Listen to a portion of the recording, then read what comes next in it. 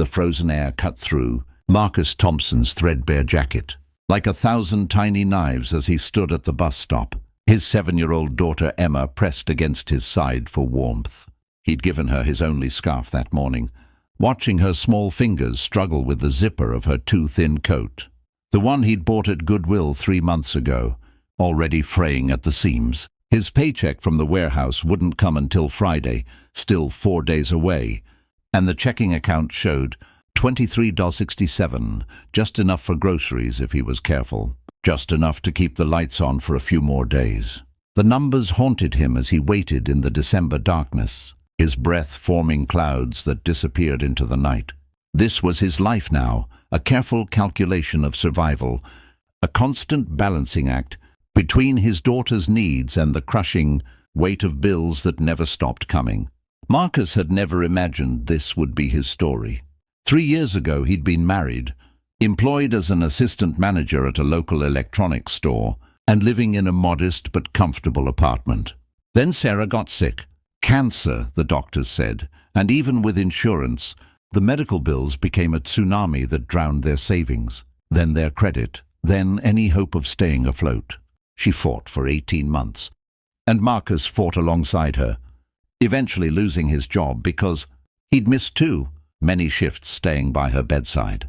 When Sarah died, she left him with a beautiful daughter, a mountain of debt, and a grief so profound he sometimes forgot to breathe.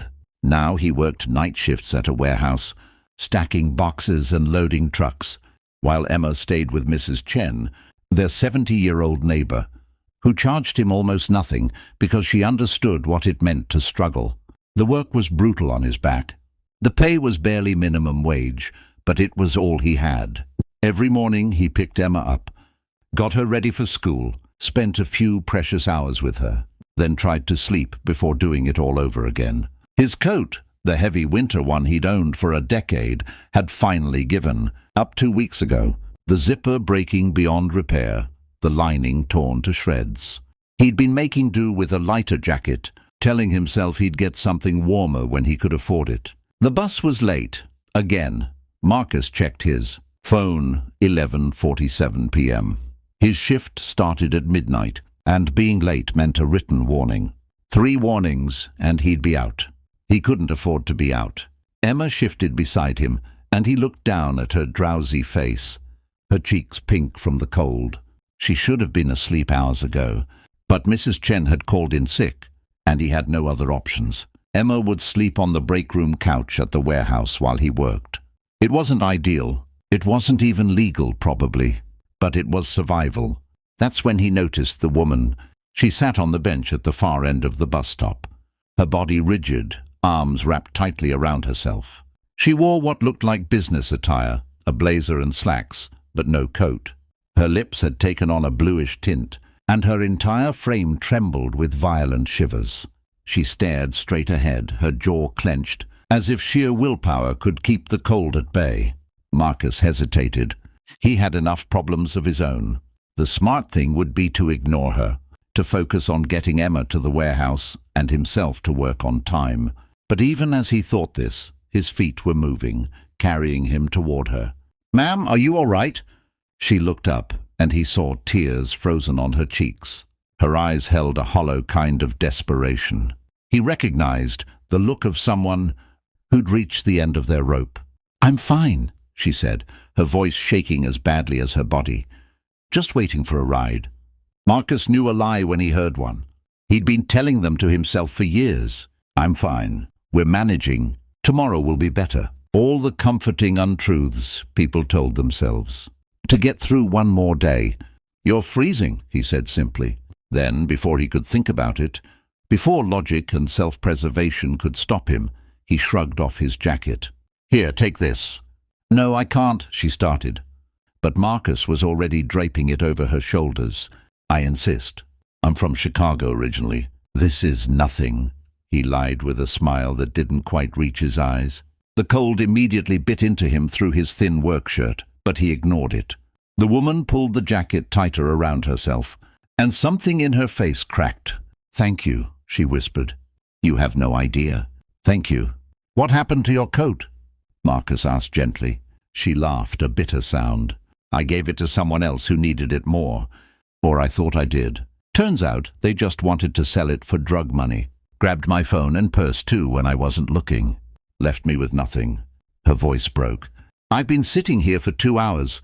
I couldn't even call for help. I walked 10 blocks to find this bus stop, because my car broke down on the other side of town, and She stopped, pressing her palms against her eyes. I'm sorry. You don't need to hear this. It's okay, Marcus said. He understood more than she knew about bad days that turned catastrophic, about the moment when everything fell apart at once. Emma tugged on his shirt. Daddy, is the lady okay? She will be, sweetheart. Marcus looked back at the woman. Do you need to call someone? You can use my phone. The woman stared at him like he'd offered her $1 million. You'd let a stranger use your phone. Well, I'm trusting you not to run off with it, Marcus said with a small smile. My daughter's a fast runner, though. Fair warning. For the first time, the woman smiled. It transformed her face, warming something in those desperate eyes. I promise I won't run. She took the phone with trembling fingers and dialed a number, stepping a few feet away. Marcus heard fragments of her conversation. Robert, it's me. I know, I'm sorry. Yes, I'm safe. Can you please come get me? She gave the address of the bus stop and hung up, returning the phone to Marcus with both hands, as if it was something precious. Thank you. My assistant is coming. Should be about 15 minutes.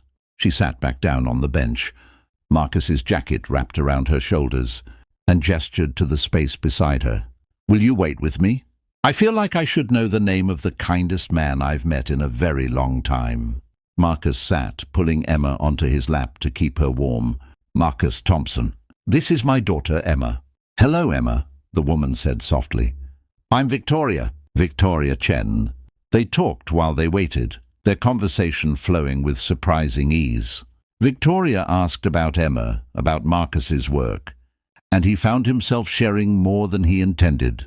Maybe it was the late hour, the cold making everything feel surreal, or maybe it was just the relief of talking to someone who didn't know his whole tragic story. He told her about the warehouse job, about juggling single parenthood, about the constant struggle to keep his head above water. He didn't mention Sarah. That wound was still too raw. But Victoria seemed to understand the gaps in his story. You're doing an amazing job, Victoria said, watching Emma doze against Marcus's chest. That little girl is lucky to have you. I'm the lucky one, Marcus replied. She's the reason I keep going.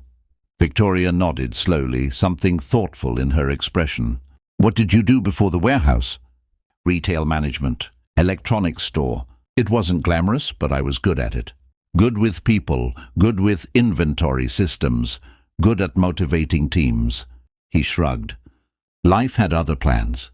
Do you miss it? Every day. But beggars can't be choosers, right? The warehouse hired me when no one else would. Guy there took a chance on someone with a gap in their resume and a pile of debt. I'm grateful for that. Before Victoria could respond, a sleek black Mercedes pulled up to the curb. A man in a suit jumped out, rushing toward them. Miss Chen, thank God you're all right. I've been worried sick. He stopped, taking in the scene.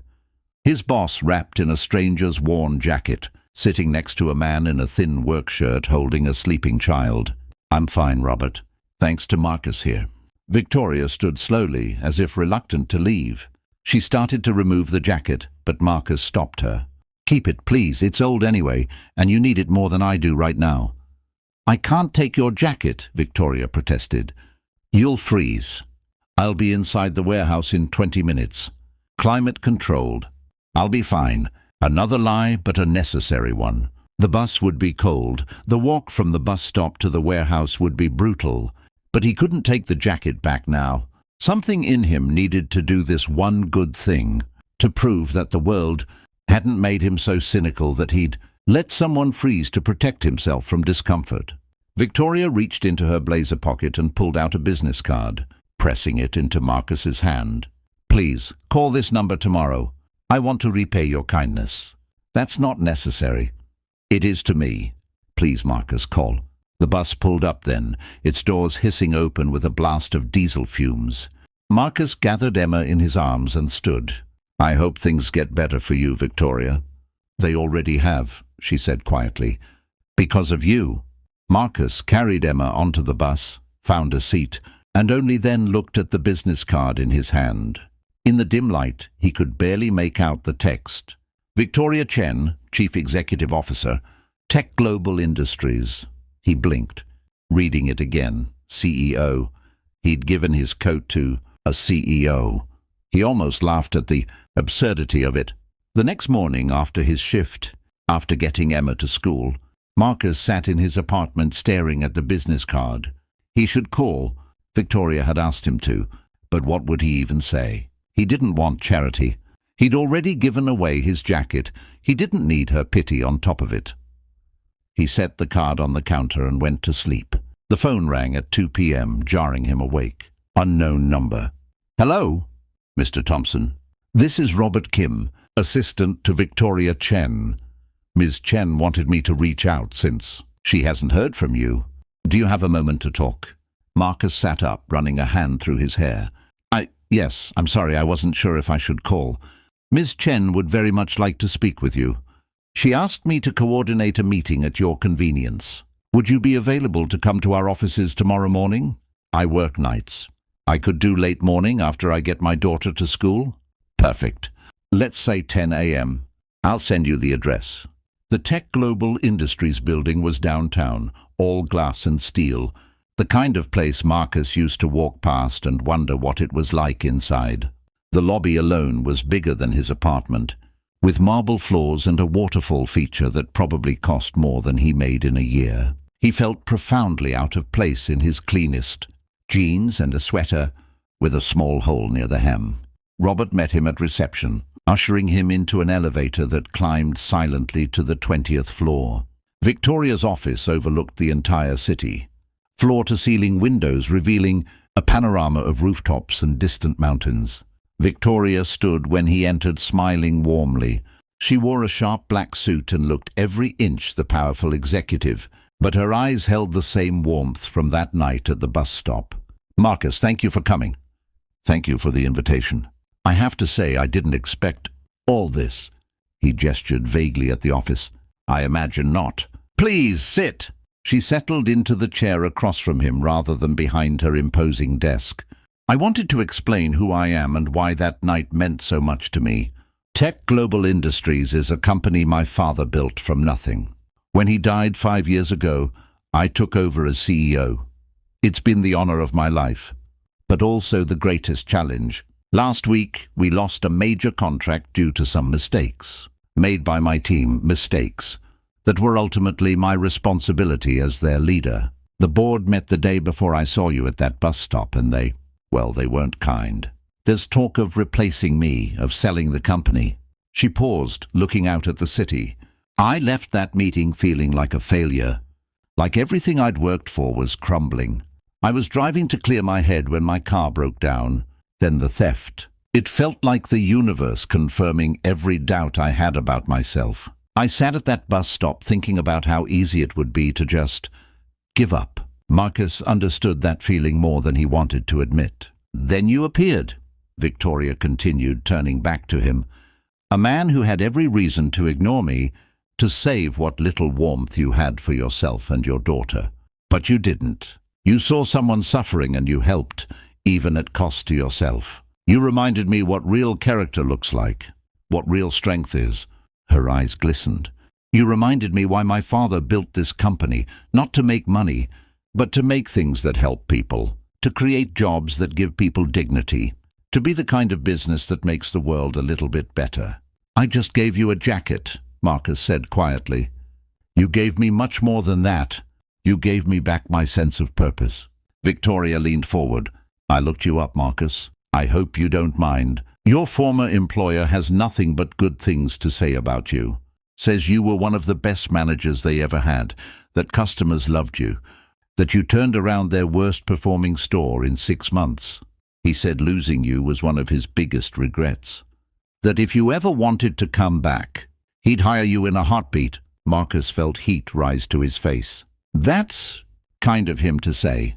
I also know why you left. Why you've been working at a warehouse for a fraction of what you're worth. Marcus, I can't imagine what you've been through, but I see who you are despite it all. A man who works hard, who loves his daughter fiercely, who treats strangers with compassion even when life has given him every excuse to be bitter. She slid a folder across the table. Tech Global is opening a new retail division. We're creating an innovative customer experience center that combines technology sales with education and service. I need someone to build it from the ground up. Someone who understands people, who leads with integrity, who can inspire a team. I need a director of retail operations. Marcus opened the folder with trembling hands. The salary listed made his breath catch. It was triple what he made at the warehouse. The benefits package included health insurance, dental vision, a 401k with company matching, and tuition assistance. This is too much, he whispered. It's what the position pays. It's what you're worth. I'm not offering you charity, Marcus. I'm offering you a job that you're overqualified for, frankly, but I believe you're the right person for it. The only question is whether you believe it too. Marcus looked up at her, his vision blurring with tears he didn't try to hide. I don't know what to say. Say yes. Say you'll take a chance on yourself, the way you took a chance on a freezing stranger at a bus stop. Say you'll let someone help you the way you helped me. Yes, Marcus said, his voice breaking. Yes, thank you. 6 months later, Marcus stood in the Customer Experience Center on opening day, watching his team interact with customers, explaining new technology with patience and enthusiasm. Emma sat in his new office doing homework, no longer relegated to warehouse break rooms. The medical bills were nearly paid off. They'd moved to a better apartment. He'd even bought a new coat, a good one that would last for years. But his favorite coat still hung in his closet. Victoria had returned it after getting it professionally cleaned and repaired. You should keep this, she'd said. To remember that kindness is never wasted, that sometimes the best investment we make is in each other's humanity. Marcus never forgot.